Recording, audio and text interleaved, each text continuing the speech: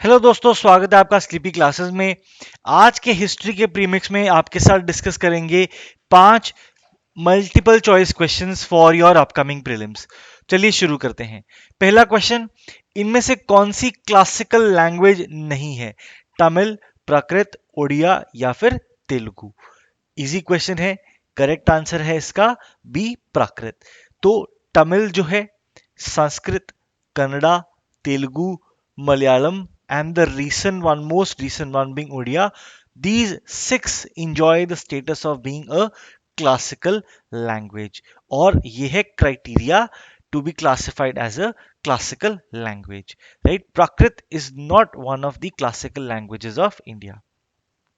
आगे बढ़ते हैं। सेकंड क्वेश्चन, कुंभ मेला के बारे में इनमें से कौन सी स्टेटमेंट्स करेक्ट हैं? सबसे पहले, intangible cultural heritage under UNESCO द्वारा लिस्टेड है, राइट? देन दूसरी स्टेटमेंट, हर 4 साल बाद होता है ये by rotation at 4 different religious sites. Then it can be traced back in history through the writings of Hiuen Tsang in the 7th century। Options हैं आपके सामने, 1 and 2, 2 and 3, 1 and 3 या फिर डी, 1, 2 and 3। इजी क्वेश्चन है, again बहुत difficult नहीं है, आपको थोड़ा सा अपना नॉलेज अप्लाई करना है। करेक्ट आंसर है D, all of the above. तीनों ही स्टेटमेंट्स करेक्ट हैं।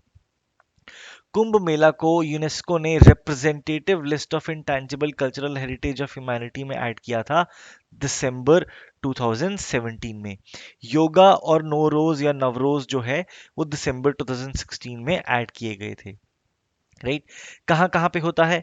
हरिद्वार, उज्जैन, नासिक और प्रयाग। तो ये है कुंभ मेला के बारे में ब्रीफ इंफॉर्मेशन।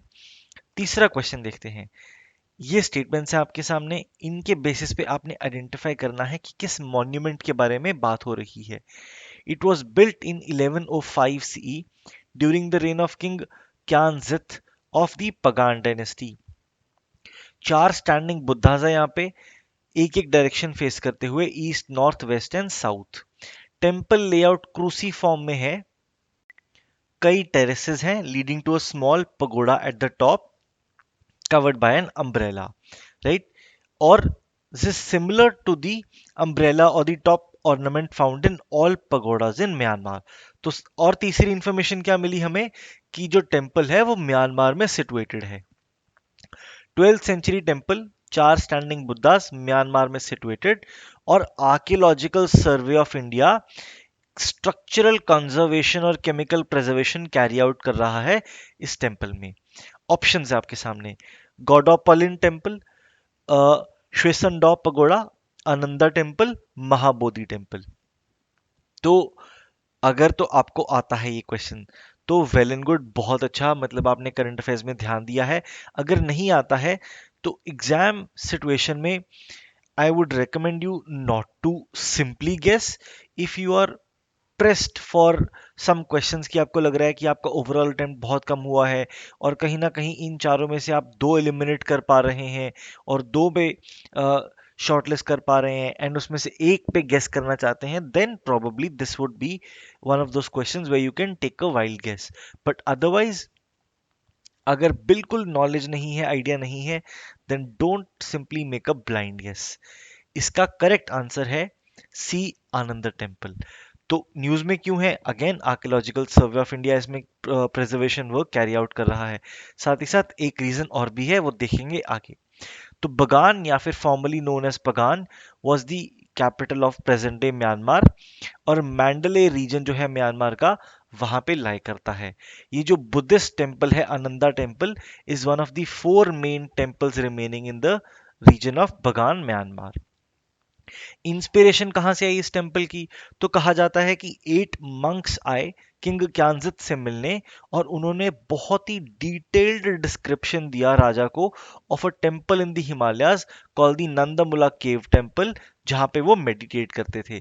उनकी डिस्क्रिप्शन से उन्होंने जो भी विजन दिखाया राजा को, उससे राजा इतने खुश हुए कि उन्होंने कमीशन किया कि आप यहाँ पे भी एक वैसा ही टेम्पल बनाएं। After the temple was constructed, he had the monks killed ताकि ऐसा दोबारा कोई टेम्पल नहीं बन सके, right? It is one of the largest and the best preserved temple of Bagan. Right, Ananda temple news में इसलिए है, इंपॉर्टेंट इसलिए है क्योंकि prime minister of India visited the Ananda temple at Bagan in Myanmar. Archaeological survey of India यहाँ पे structural conservation और chemical preservation work carry out कर रहा है। This is the picture of the Ananda temple in Bagan in Myanmar. Right, moving on. Comrade, a weekly newspaper, English newspaper was started by। Option है आपके सामने, अबुल कलाम आजाद, मौलाना मोहम्मद अली जौहर, गिरीश चंद्र घोष और तरकनाथ दास। तो आपको बताना है सही जवाब क्या है। Again, topic newspaper, very very important topic, you will need to memorise this to be able to answer such questions. Correct answer है इसका ऑप्शन बी, मौलाना मोहम्मद अली जौहर। तो इंडियन एक्टिविस्ट, जर्नलिस्ट, पोएट और खिलाफत मूवमेंट के लीडिंग फिगर थे मोहम्मद अली जौहर। Aligarh movement के product थे। इन्होंने एक इंग्लिश न्यूज़पेपर शुरू किया, कॉमरेड, राइट, 1911 में शुरू किया था। 1914 में ये बैन कर दिया गया। देन 1913 में इन्होंने एक उर्दू न्यूज़पेपर भी शुरू किया था, हमदर्द, उसको भी बैन कर दिया गया था। मुस्लिम लीग के साथ उन्होंने अपना पॉलिटिकल करियर शुरू किया था 1906 में। 1917 में मुस्लिम लीग के प्रेसिडेंट इलेक्ट हुए। फिर इन्होंने कांग्रेस ज्वाइन करी 1919 में और कांग्रेस के प्रेसिडेंट भी बने 1923 में। राइट, खिलाफत मूवमेंट के टॉर्च बेरर थे और लंदन एक डेलीगेशन भी लेके गए थे लीड करते हुए इन द ईयर 1920। वापस आए जब इंग्लैंड से तो जामिया मिलिया इस्लामिया नाम की एक यूनिवर्सिटी सेटअप करी अलीगढ़ में 1920 में, जो बाद में दिल्ली शिफ्ट हो गई थी and which is a leading institution right now. 2020 में इस जामिया मिलिया इस्लामिया को 100 साल हो गए हैं, प्लस अदर रीजंस की वजह से भी ये न्यूज़ में रहा है। So in that context it is important that you know Mohammad Ali Jauhar. Right, moving on, last but not the least question, Charyapada heard in the medieval history refers to। Options है आपके सामने, minister for royal correspondence, collection of poems, a grain market या फिर towers of temple. Again slightly difficult question, try this, use this to add to your knowledge। the correct answer is collection of poems। तो चार्यपद जो है it is a collection of mystical poems, songs of realisation in the Vajrayana tradition of Buddhism. Tantric tradition जो है असम, बंगाल, बिहार, उड़ीसा का Buddhism का, उसमें जो collection of mystical poems हैं उनको चार्यपद कहा जाता है। They were written between the 8th and the 12th centuries in Abahatta. Abahatta क्या है?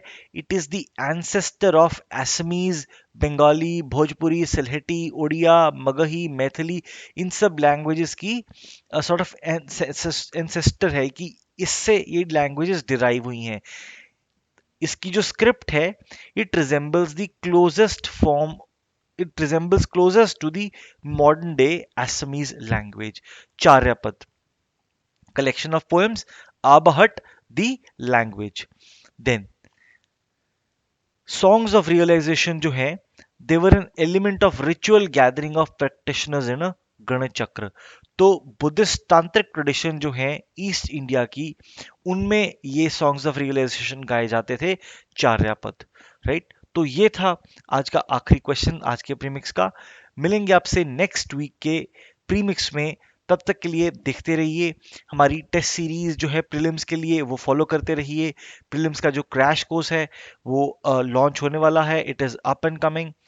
Keep following us for more updates and we'll keep delivering absolute quality content to you. Thank you so much.